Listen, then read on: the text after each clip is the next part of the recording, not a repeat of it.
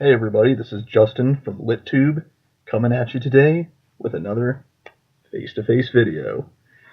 And the big news today is that Rashad Jennings, running back of the New York Giants, and Victor Cruz, wide receiver of the New York Giants, have both been released. Victor Cruz at one point was considered one of the premier wide receivers in the NFL. It proved to be short-lived, but back in 2011, he had 82 receptions, over 1,500 receiving yards, and 9 touchdowns. He followed that up with another monster performance in 2012, 86 receptions, 1,092 receiving yards, 10 receiving touchdowns.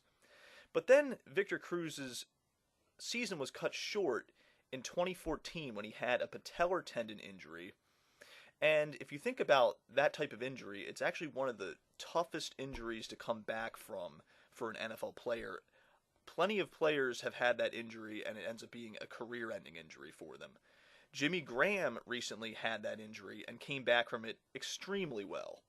But Victor Cruz ended up missing basically a year and a half plus of football before returning in 2016, this most recent season, where he played 15 games, had 39 receptions, 586 receiving yards, and 1 receiving touchdown.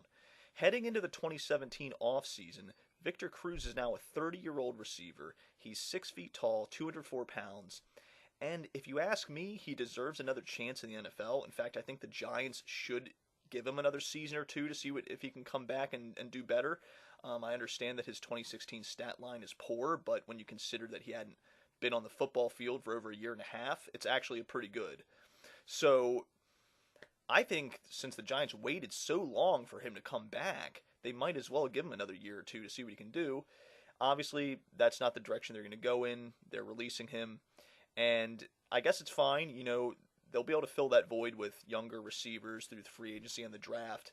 But I hope that Victor Cruz finds himself another NFL team to play on next year. It'll be really interesting to see what he can do now more than a year removed from that injury.